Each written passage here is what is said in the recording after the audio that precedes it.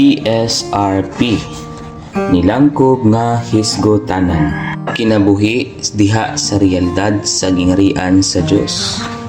Simana 3 huluhan ang gingharian ug ang iglesia.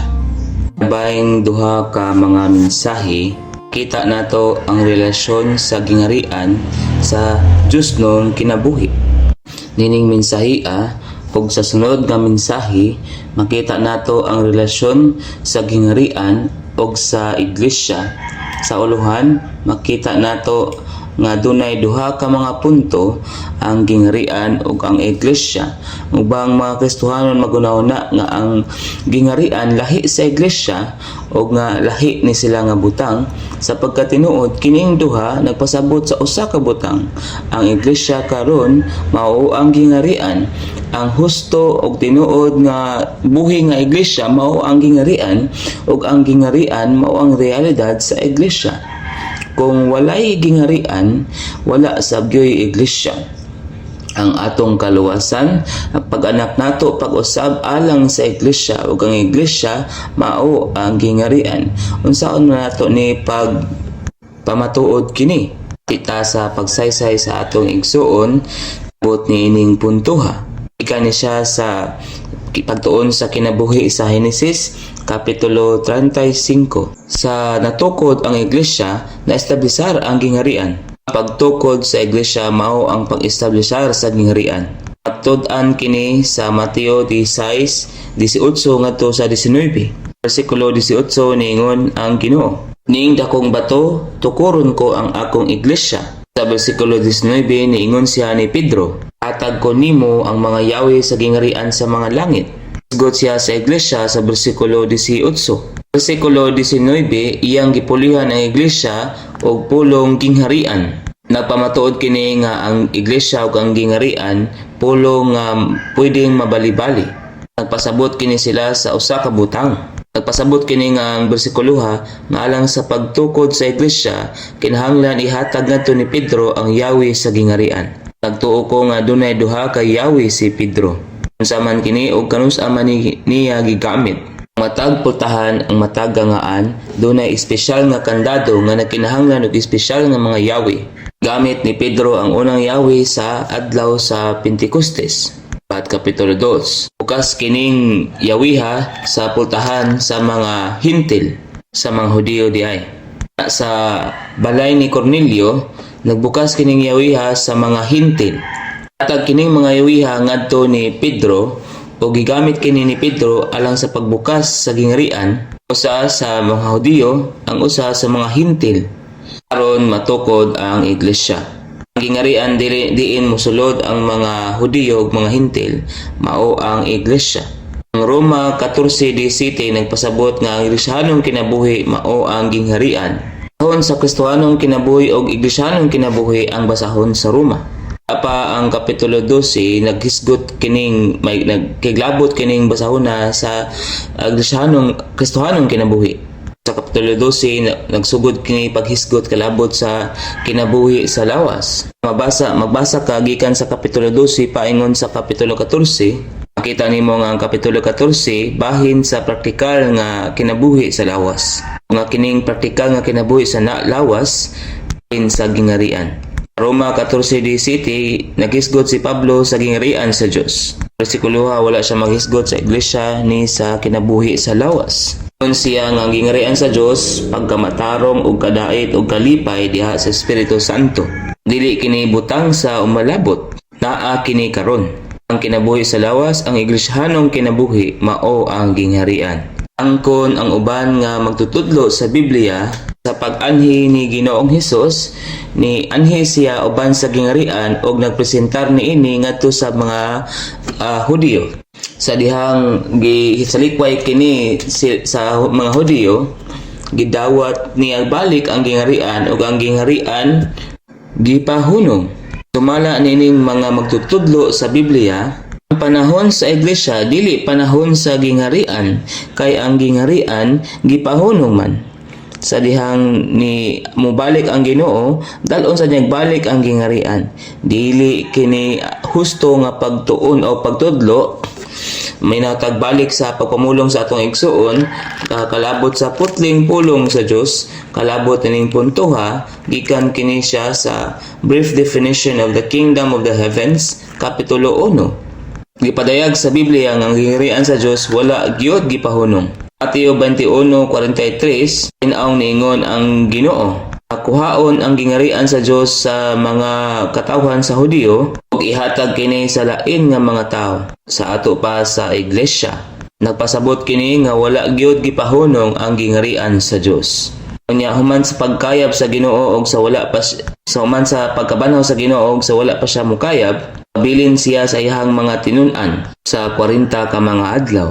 Niadtong 40 ka mga adlaw namulong ang Ginoo og mga butang kalabot sa gingharian sa Dios. Gipresentar sa niya ang iyang kaugalingon nga buhi human sa iyang mga pag-antos uban sa dili malalis nga mga pamatuod nga nagpakita ngadto nila sa 40 ka mga adlaw namulong sa mga butang kalabot sa gingharian sa Dios. Ini usab nagpakita nga wala gyud gipahunong sa Ginoo ang gingharian sa Dios.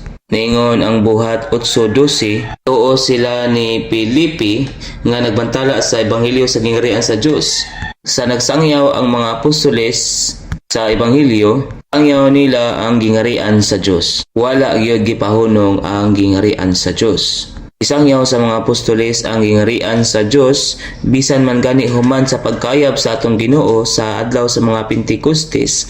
Buhat Kapitulo 14, ang buhat 14:22, lig-on sa mga kalag sa mga tinun-an, nagtambag nila nga magpadayon sa pagtuo ug nag-ingon nga sudlon gyud nato ang gingharian sa Dios pinaagi sa daghang pagsulay.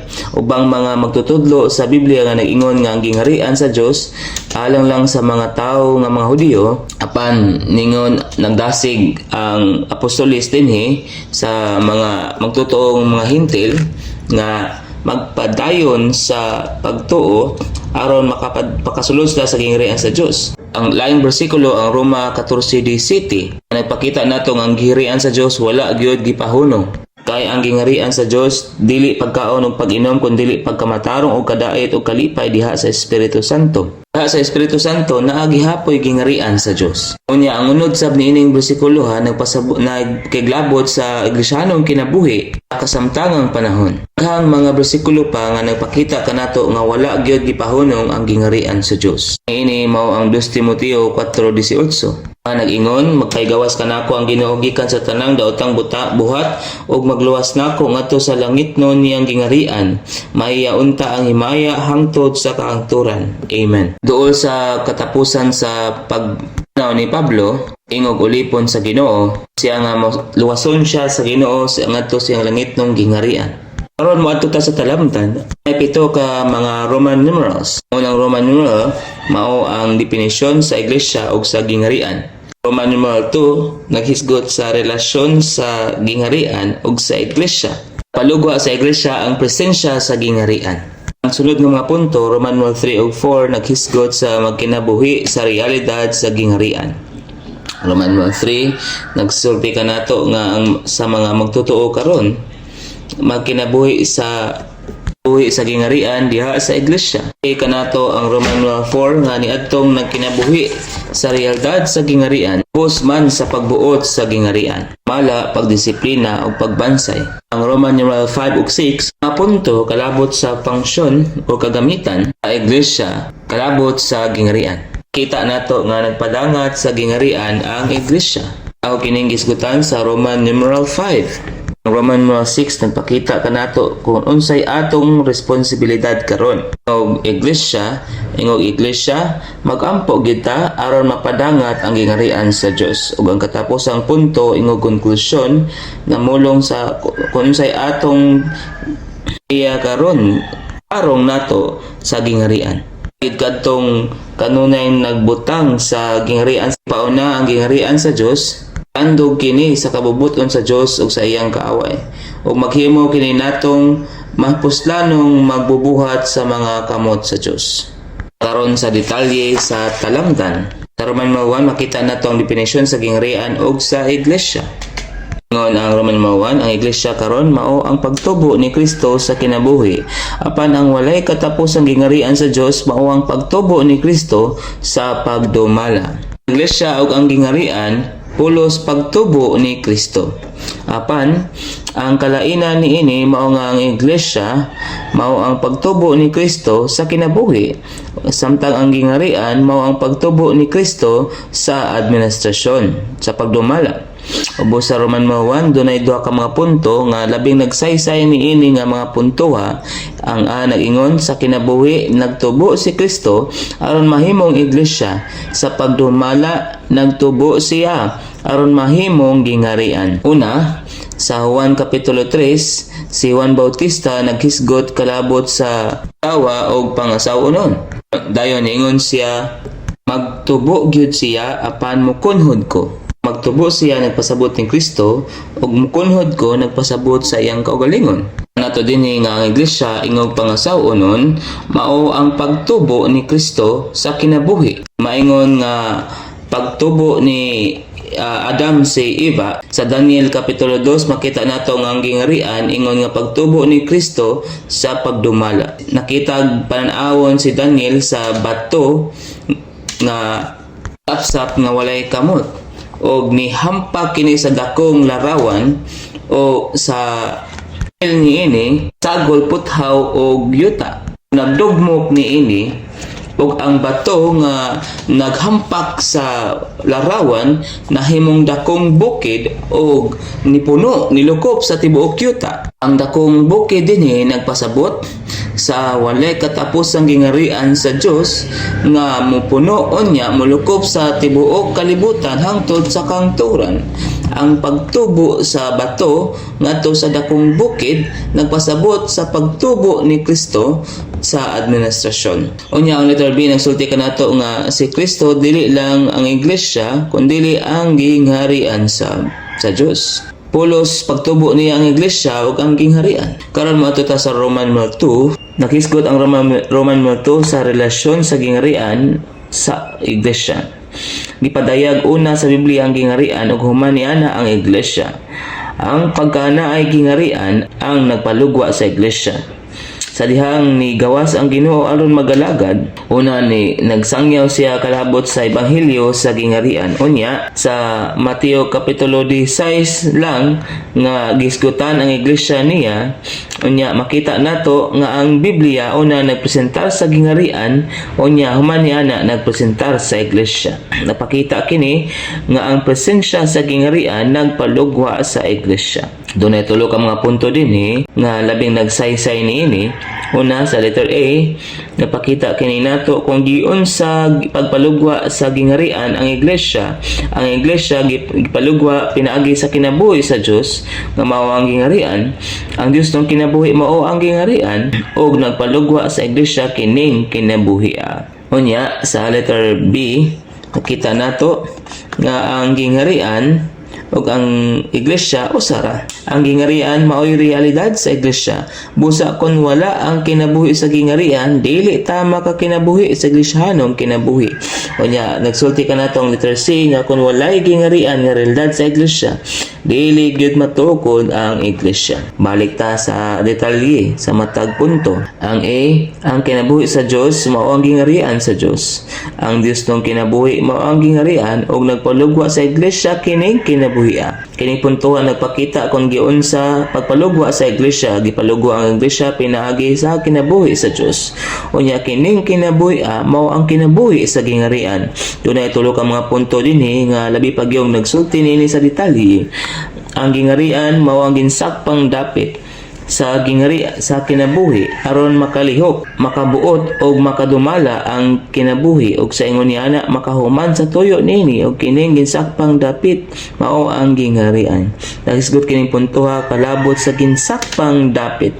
Ang ikaduha ug ikatulo nga punto pulos naghisgot kalabot naghatag gibugaton sa iglesia nga lugwa sa Dios nung kinabuhi nga ginsakpang dapit sa kinabuhi. Dos nagingon nagdala ang ebanghelyo sa Dios nung kinabuhi ug dunay ginsakpang dapit kining kinabuhi nga mao ang gingharian. Nagpalugwa sa iglesia kining Dios nung kinabuhi, dala na ang ginsakpang dapit niini. Ug ang katulong punto, nagpalugwa sa iglesia ang ebanghelyo sa gingharian, kaya ang gingharian mao man ang kinabuhi mismo ug ang iglesia mao lugwa sa kinabuhi. Karon moadto ta sa B, kining puntuhan nagpakita kanato nga ang gingharian mao ang realidad sa iglesia.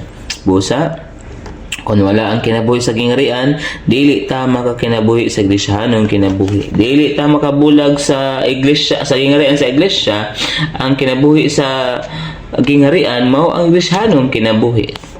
Ang iglesia mao ang kinabuhi sa kingharian. Oo, sa Mateo Kapitulo 5 versikulo 3, bulahan ang mga kabus sa espiritu kay idlaha ang gingharian sa mga langit. Sa Kapitulo 16 sa Mateo gipatayag sa Ginoo ngadto ni Pedro ang kalabot sa iglesia. Human ni ana diha dayon human gipadayag sa Ginoo ang kalabot sa iglesia niya si Pedro na ihatag niya kaniya ang gawi sa gingharian sa mga langit. Pinaagi sa pag-ampong pagpagalagad sa iglesia, makagapos ang iglesia kung unsay gigapos sa langit. Og hubaran sa yuta, ang unsay gihubaran sa mga langit. Ubos sa letter B, dunay tulo ka mga punto. Isipon nato ni nga ang gibugaton ining matag punto ha. Sa uno, ang gitaga gibugaton mao ang sulunod sa iglesia.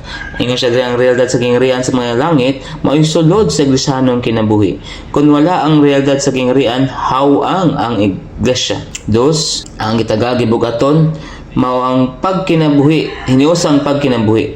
Kay nagpalugwa man sa iglesiyanong kinabuhi ang kinabuhi sa gingharian, sa hiniusa tang magkinabuhi sa kinabuhi sa gingharian, makakinabuhi dayon ta sa iglesiyanong kinabuhi. Dayon sa number 3, ang gitaga gibugaton mao ang pagkatukod ngadto sa istruktura sa iglesia. Ningon ang magtutuong wala magkinabuhi diha sa realidad sa gingharian, dili gyud matukod nganha sa istruktura sa iglesia. Dayon mato sa letter C, ang punto dinhi mao nga ang realidad may kalabutan sa pagtukod sa iglesia. Kung wala ang gingharian nga realidad sa iglesia, dili gyud matukod ang iglesia. Kung magisgot ta sa gingharian, kinahanglan makaamgot ta nga butang kini sa pagbulutan. Ang tulo ka mga punto sa ubos nagpakita kanato nga ang pagtukod sa iglesia may kalabutan sa pagbulutan sa gingharian. Unong naingon na anaa ang iglesia pinaagi sa pagbulutan sa gingharian. Kini namulong sa pagkaanaa sa iglesia. Unya ang 2 ug 3 naghisgot sa pagtukod sa iglesia. So tiyanta sa 2 gihatag ang mga yawi sa gingharian aron matukod ang iglesia. Ang ana niini sa Juan Kapitulo 20, Kulo 23. Kita kanato sa sanglitanan sa iglesia nga nagbansay sa pagbulutan sa gingharian sa may kalabutan sa pagpasaylo sa mga sala. Ingon kining bersikulo ha, bisan kinsang mga sala nga inyong pasayloon sila ni ana, ug bisan kinsang mga sala nga inyong ipabilin kana. Pagtian ta sa punto 3, makabuot ngani ang gingharian sa mga langit sa grupo sa mga magtotoo, matukod gyud sa iglesia kanang mga magtotoo ha. Resulta ang pagtukod sa iglesia sa atong pagpailalom sa pagbulutan sa Dios. Buhat Kapitulo 9, versikulo 31, dunay kalinaw ang iglesia sa tibuok kayutaan sa Judea ug sa Galilea ug sa Samaria gitukod og nagpadayon diha sa kahadlok sa Ginoo ug sa paglipay sa Espiritu Santo og ni daghan. Ang kanang magpadayon sa kahadlok sa Ginoo nagpasabot sab sa pagpailalom sa pagbulutan sa Dios, nahadlok nga makapasilo sa Ginoo. Karon maadto ta sa Roman numeral 3. Kini nga Roman numeral uban sa Roman numeral 4, pulos naghisgot sa pagkinabuhi sa gingharian sa iglesia. Ingon ang Roman numeral 3, ang tinuod nga iglesia mao ang gingharian sa Dios ning panahona. Nagkinabuhi ang mga magtotoo karon sa kinabuhi sa gingharian diha sa iglesia. Ang gingharian wala mapahunong sa giingon sa daghang mga tao apan gipadayag hinuon sa Biblia nga ang gingharian sa Dios sa pagkatinuod mao ang iglesia karon. Si Apostol Pablo samtang namulong sa mga magtotoo sa mga Korinto sa 1 Korinto Kapitulo 4, muanha ra ko ninyo sa dili madugay kun itugot sa Ginoo ug dili ang gisulti sa mga nagpaburot ang tinuod kun dili ang gahom. Dayon ingon siya sa bersikulo 20, kay wala man sa pagpamulong ang gingharian sa Dios kun dili sa gahom. Namulong si Pablo kalabot sa kasamtangang kahimtang unya dili sa kanang sa umalabot. Nagpasabot kini sa Iglesyano kinabuhi, nagpasabot nga sa kalabot sa pagbulutan ang iglesia karon mao ang gingharian sa Dios. Niya sa pagpamulong ngadto sa mga Efeso, sa Efeso kapitulo 2:19, sa karon dili namo mga langyaw ug mga dumuluong kundi mga katagilungsod uban sa mga balaan ug sa mga sakop sa panimalay sa Dios. Masig ka katagilungsod uban sa mga balaan nagpasabot sa gingharian sa Dios.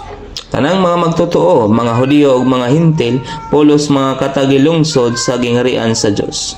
Ang gingharian sa Dios mao ginsakpan diin siya nagdumala, nagbansay siyang pagbulutan. Makita sab nato si Apostol Juan samtang naa siya napot siya ngadto sa isla sa Patmos. Abog na 1:9.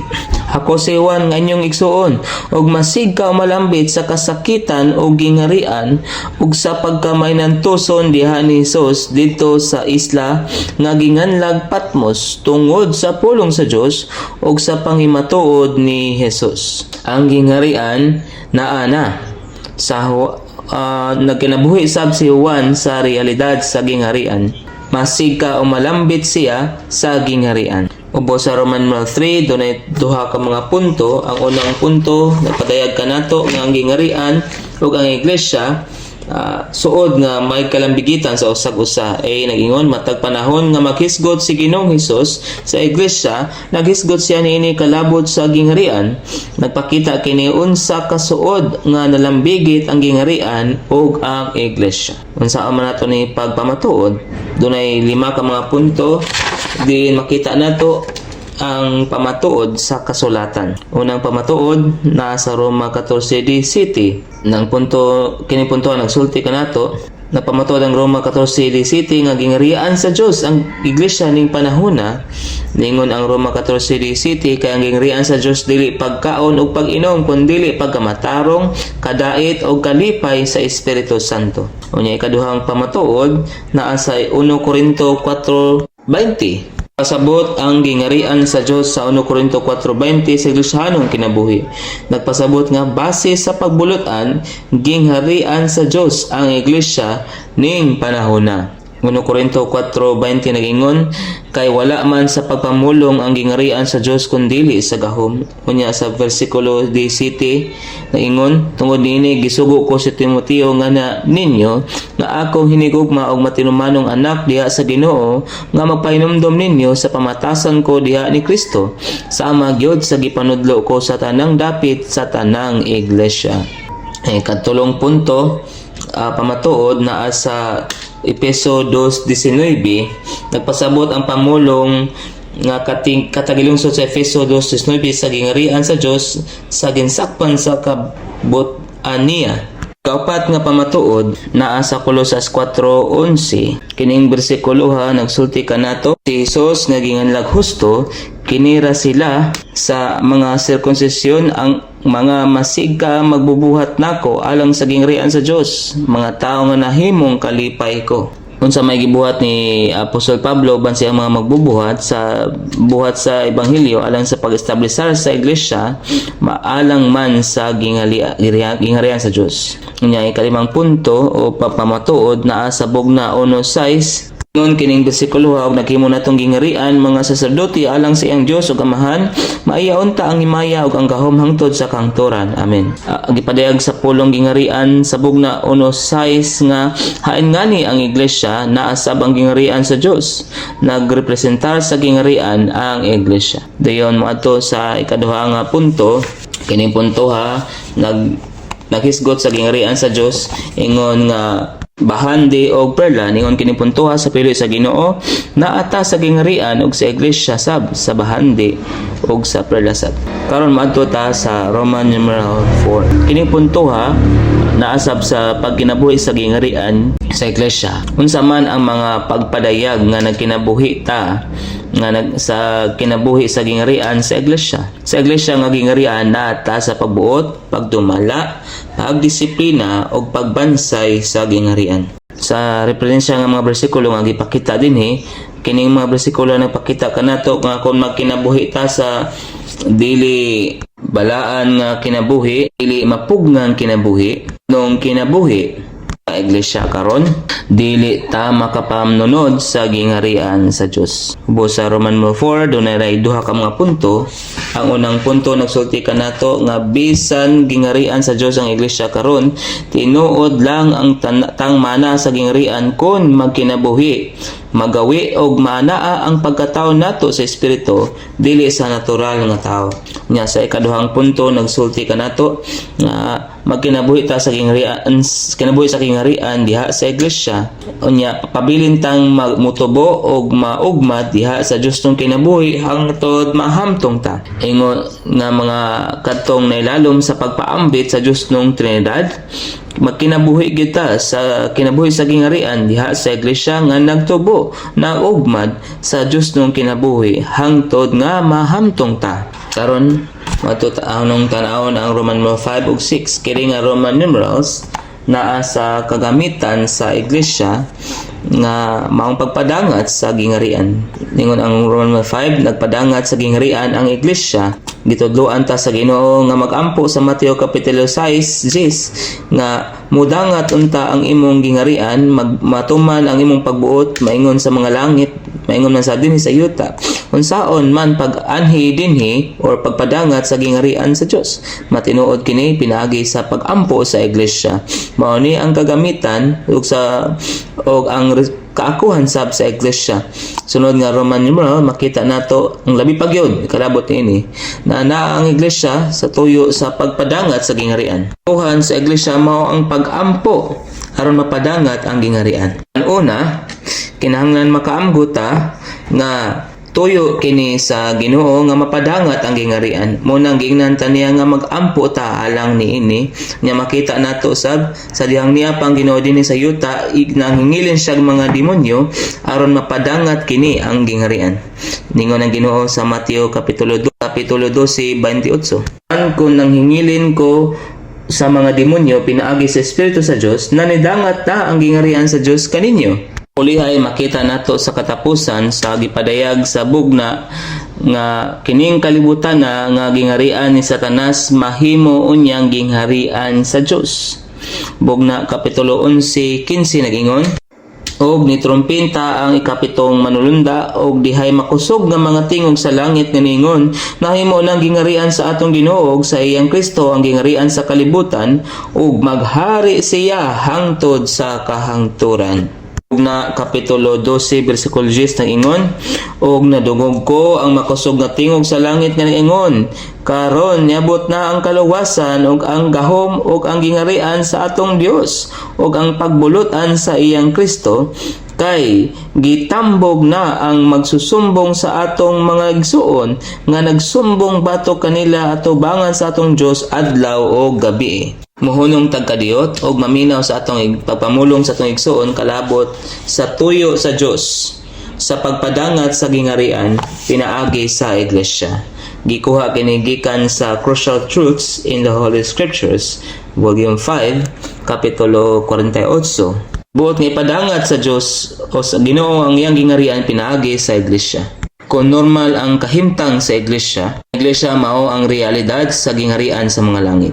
Kung wala pa maunlod ang iglesia, makapadangat na unta siya sa pagpadayag sa gingharian agi sa pagkahimong realidad sa gingharian sa mga langit.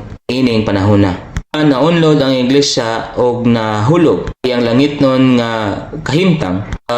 Ang iglesia sa kinaitibukan nawad-an sa iyang abilidad sa pagbadangat sa gingharian. Og sa kasamtangan dili tanang mga magtotoo sa iglesia makapadangat sa pagpadayag gingharian sa mga langit. Tungod sa pagkaunlod sa iglesia, hanglang mutawag ang Ginoo og mga magpipila sa mga magtotoo aron mahimong mga mananaog nining panahon sa pagkaunlod. Aron ipayuli ang langit nun og espirituhanong realidad nga nawala sa iglesia.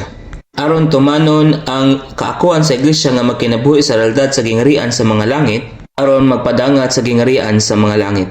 Ang pagtawag sa Ginoo og mga mananaog lakip namin ni sa 7 ka mga sulat nga gipadala ngadto sa 7 ka mga iglesia sa bugna. Verse 3. Nining 7 ka mga sulat nanawag ang Ginoo og mga mananaog nga modaog ug mahimong realidad sa gingarian sa mga langit karon aron nga mahimo silang makapartisipar sa pagpadayag sa gingarian sa mga langit sa malabot nga panahon. Unya sa basahon ang The Christian kapitulo 4 giingnan ta sa atong igsoon nga aron mapadangat ang gingarian kinahanglan mao ni tumong sa mga magtotoo karon ingon ang atong igsoon. Kung nagtagad ta sa tinguha sa kasing-kasing sa Dios, tinguhaon gyud nato ang gingarian sa Dios. Magampo kita alang niini og himuon gyud ni nato ang ingon natong tumong og tinguha aron mapadangat ang gingarian sa Dios. Kung di ta magtinguha sa gingarian, kapasakit ta sa kasing-kasing sa Dios og maguba sa iyang buhat. Aron makatinguha o makapadangat sa gingarian sa Dios, una tugutan gyud nato ang Ginoo nga maghari sa atong kaugalingon og lakawon sa iyang tumong ug tinguha ang sa iyang himaya. Tugutan ba nimo ang gingarian sa Dios nga maghari diha nimo? Tugutan ba nimo siya nga magbutang sa iyang trono diha nimo? Tugutan ba nimo siya nga mahimong hari diha nimo og magbuot sa tanang butang diha nimo? Unsa may nakapasakit og nakapasilo sa Dios, mao nga gisalikway siya sa mga tao, dili sila ganahan nga mahimo siyang ilang hari.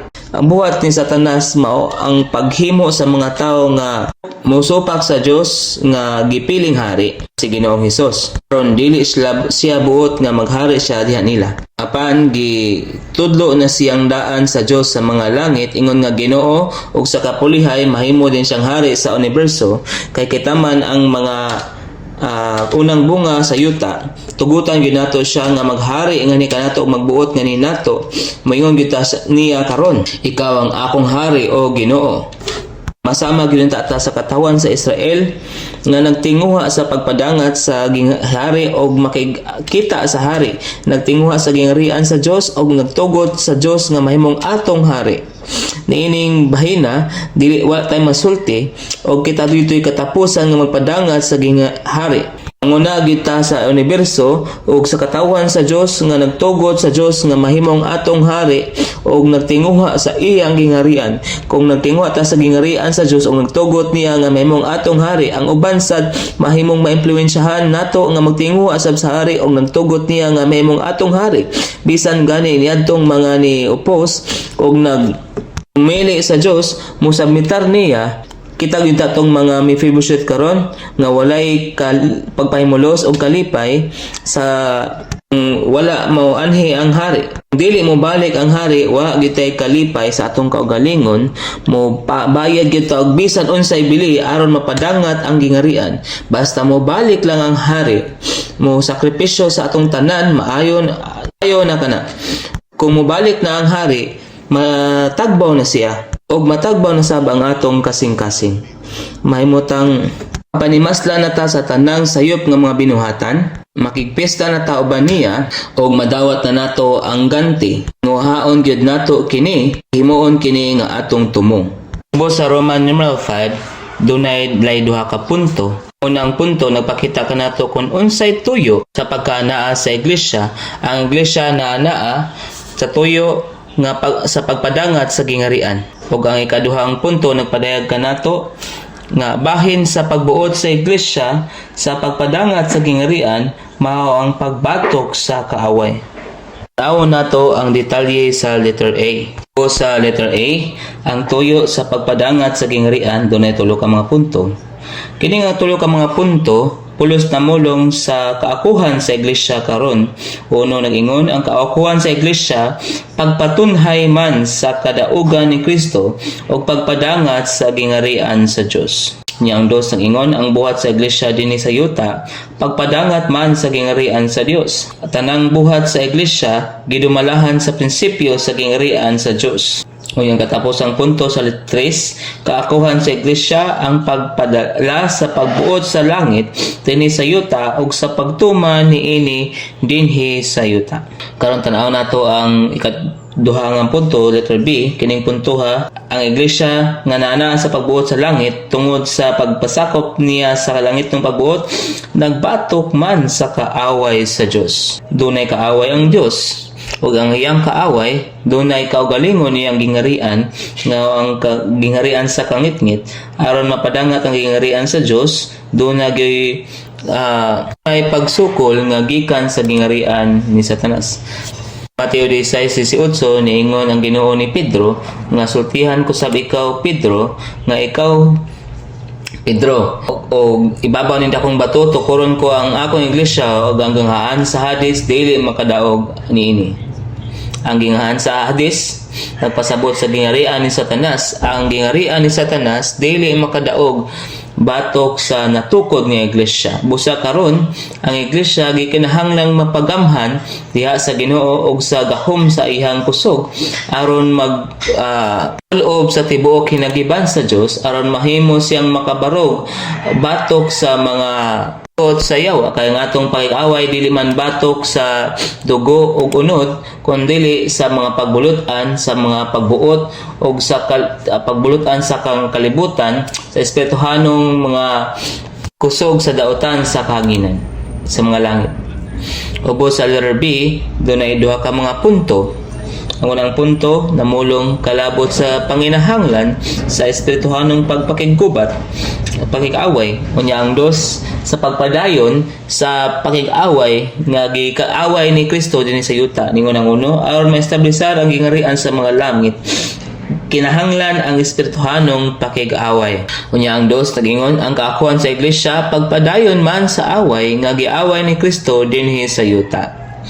Ipadayon gyud sa iglesia ang madaugong buhat nga gibuhat ni Kristo batok ni Satanas. Si Kristo nagsugod nining buhata unya ang iglesia niya dinhi aron magpadayon nining buhata hangtod nga ang iglesia hingpit nga makapadala sa gingarian sa Dios, makapadangat sa gingarian sa Dios dinhi sa yuta. Karon moadto ta sa Roman numeral 6. Nini nga Roman numeral kita nato ang kaakuhan sa iglesia aron nga mapadangat ang gingarian. Ang kaakuhan sa iglesia mag-ampo gyud. Mag-ampo gyud ang iglesia aron mapadangat ang gingarian sa Dios. Ubos sa Roman numeral 6 dunay 5 ka mga punto. Ang unang mga punto nagsulti kanato sa hinungdan nganong kinahanglan mag-ampo man ta kay muabot tay pa man ang pagpadang at pagpadayag sa gingarian sa Dios. Okay? Bisan na sa iglesyanong kinabuhi ang gingarian karon, muabot pa ang pagpadayag niini. Nyambi, nagpadayag kanato sa pagkaminungdanon sa mga pag-ampo. Ingon ang letter B, dili otomatiko ang pag-abot sa gingarian. Kung walay pag-ampo, dili moabot ang gingharian. Busa, mag-ampo gyud ta aron moabot ang gingharian. Nya ang letter C nagpadayag kanato kung unsa makagahom ang pag-ampo sa iglesia. C, ang pag-ampo sa iglesia mo ay labing epektibong paagi sa pagbuntog ni Satanas. Unya ang letter D nagpadayag kanato nga pinaagi sa mga pag-ampo ang iglesia mahimong palatayan sa mga langit.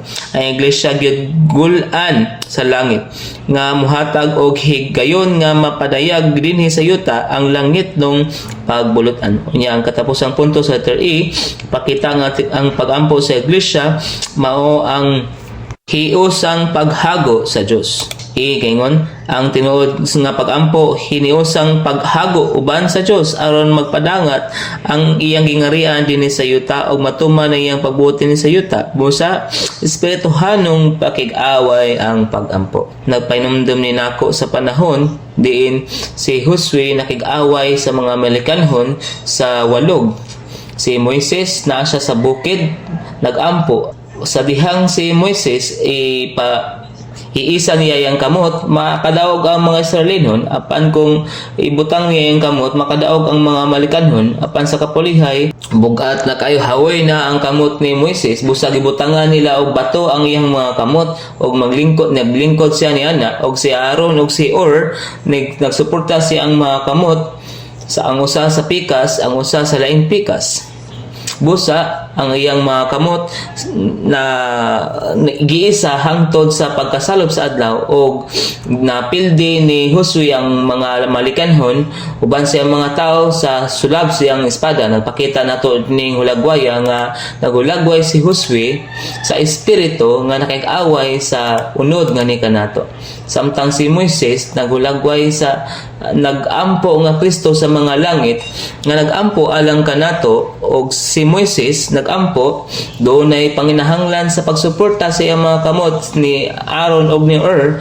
Ang suporta ni Aaron og ni Ur nagpasabot sa atong panginahanglan nga sa mga pag-ampo nga ni sayuta. Si Kristo nagampo sa mga langit, kinahanglan sa tang mag-ampo dinhi sa yuta.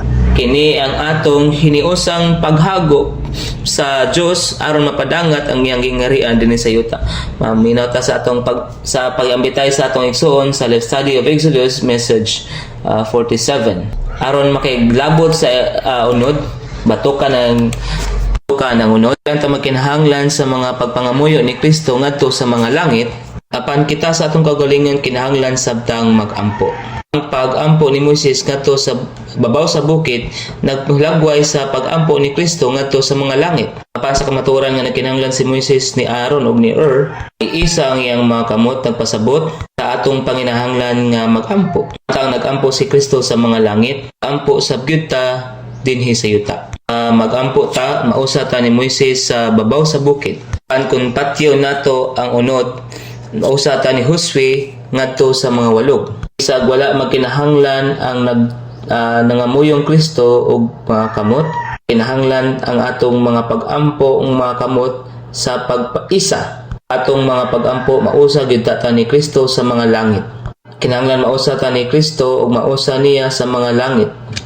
Mao gyud nato ang iyang mga pag-ampo nga atong mga pag-ampo ug iyang mga pagpangamuyo nga atong pag-ampo. Hulagway sa paggunit nila ni Aaron ug ni Ur sa kamot ni Moises, naghulagway sa pagkausa diha sa pag-ampo ni Kristo ug nato. Ang mga muyo si Kristo kita mag-ampo. Muusa ta niya sa iyang mga pagpangamuyo. Ang hustong makapag-ampo sa atong pagbatok sa unod. Maadto ta sa katapusang Roman numeral 7. Kini nga Roman numeral naghisgot sa husto nga kinaiya nga gikinahanglan nato sa kalabot sa gingarian sa Dios. Kadtong himuon gyud natong gingarian sa Dios nga mag-una nga ni nato. Ang Mateo 6:33. Apan tingwaon na ang iyang gingarian ug ang iyang pagkamatarong ug idugang ra kaninyo kining tanang butang. Sa dili pa ta mag-ampo sa atong nadlaw nga tinapay, una mag-ampo kita sa gingarian sa Dios nga mapadangat. Roman 7 na ingon, kadtong kanunay nilang gipauna ang gingarian sa Dios nga nagtandog sa kabubuton sa Dios ug sa iyang kaaway, mao'y labing mapuslanong mga magbubuhat sa mga kamot sa Dios.